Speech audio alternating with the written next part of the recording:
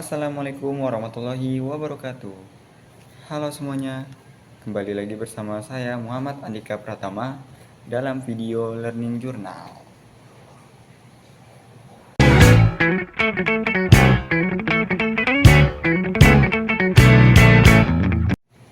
Oke teman-teman, nah sebelum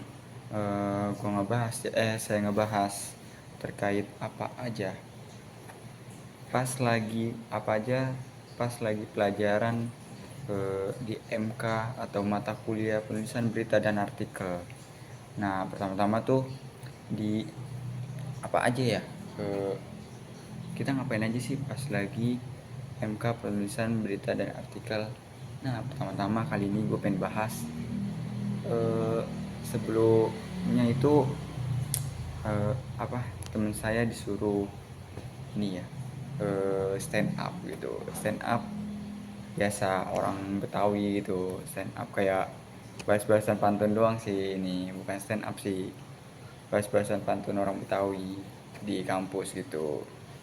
Jadi teman saya Ahmad sama dan juga si Hasan itu eh, maju ke depan untuk saling berbalas pantun gitu, kayak japlak nyaplak nyaplak aja, kayak nyablak gitu orang-orang Betawi itu sebelum masuk ke materi itu.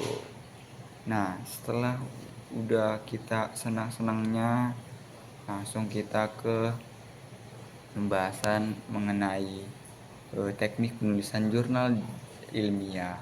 Nah, sebelumnya itu kan kita semua tuh, teman-teman saya semua tuh disuruh membuat artikel gitu per kelompok. Nah, kelompoknya itu ada 5. Saya termasuk masuk ke kelompok 4 gitu, yang isinya ada beberapa teman saya juga, yaitu Fauzan, Ausi, Geza, Suci, Fuji, dan juga saya sendiri. Nah, di mata kuliah penulisan berita dan artikel ini, Pak Adi selaku dosen saya itu memberitahu gitu teknik penulisan jurnal dan jurnal ilmiah. Gimana sih teknik penulisan jurnal ilmiah gitu? Nah, di sini kan eh, caranya ada memulai menulis artikel atau jurnal gitu. Tidak terlalu mudah, namun juga tidak terlalu gampang dalam memulai menulis artikel gitu. Tujuannya yaitu menyampaikan sesuatu di dalam artikel tersebut dan medianya gitu. Jurnal sebagai bagian dari media komunikasi ilmiah.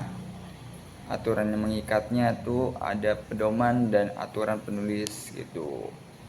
Nah, fungsinya itu ada fungsi ilmiah, fungsi sosial, dan juga fungsi ekspresi.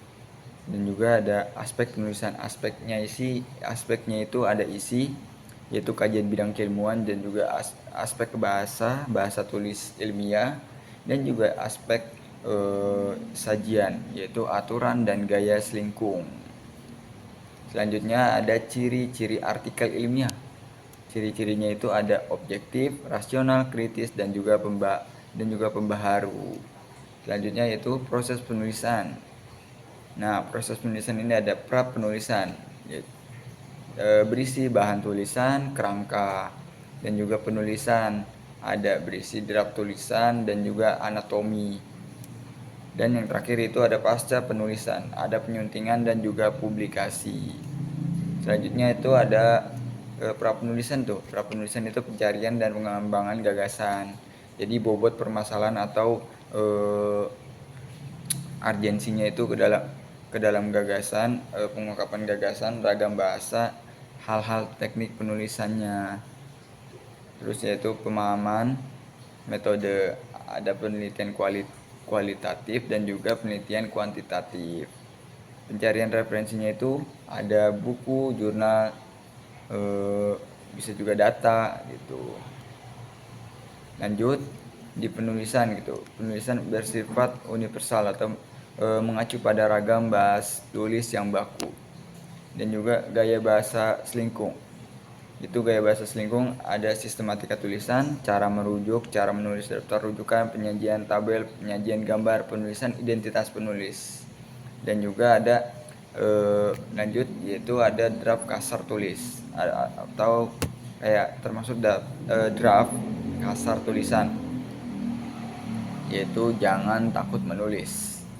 Selanjutnya itu anatomi penulisan, ada judul, nama penulisan, abstrak, kata kunci, pendahuluan, landasan teoritis atau empiris gitu. Terus ada metode, hasil dan pembahasan, simpulan dan saran. Yang terakhir yaitu ada daftar pustaka.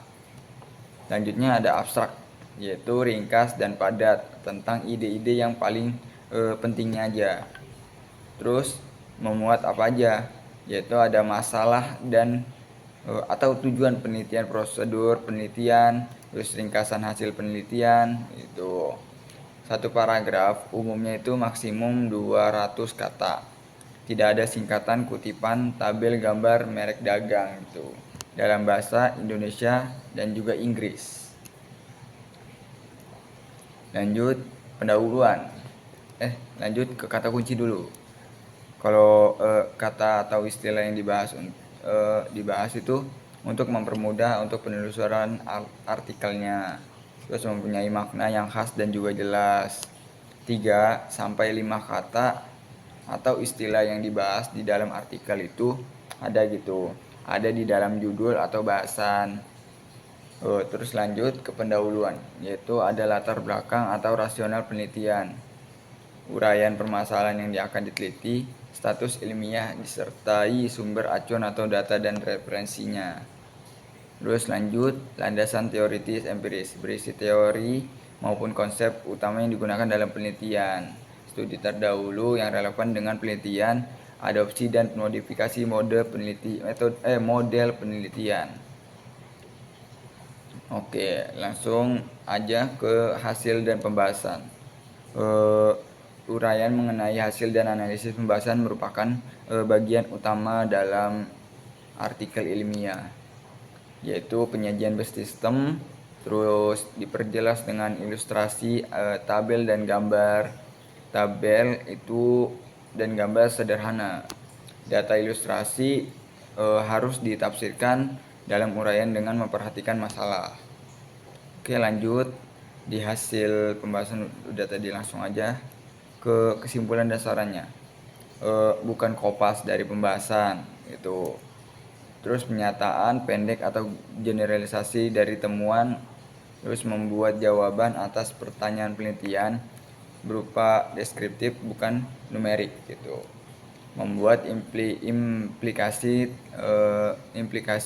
temuan penelitian, saran yang bersifat praktis, pengembangan teori dan arah penelitian lanjutan. Lanjut ke daftar pustaka, harus lengkap sesuai rujukan dalam teks tata cara penulisan mengacu pada aturan jurnal yang bersangkutan. Lanjut ada pasca penulisan. Nah, ada itu revisi naskah, abstrak, isi, bacaan, ejaan, tanda baca, terus ada tanda penulis, penyajian gambar atau juga tabel, terus referensi gitu. Terus yaitu penyuntingan naskah untuk memperkecil kelemahan dan kesalahan draftnya.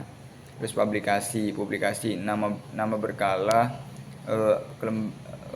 kelembagaan penerbit, terus penyunting, kemantapan penampilan, gaya penulisan, substansi, keberkalaan, kewajiban pasca terbit. Oke, lanjut contoh-contoh jurnal terpublikasi yaitu nasional dan juga internasional. Oke, mungkin itu saja yang bisa saya beritahu kepada kalian, pada teman-teman semua nih yang menonton video saya di YouTube nih.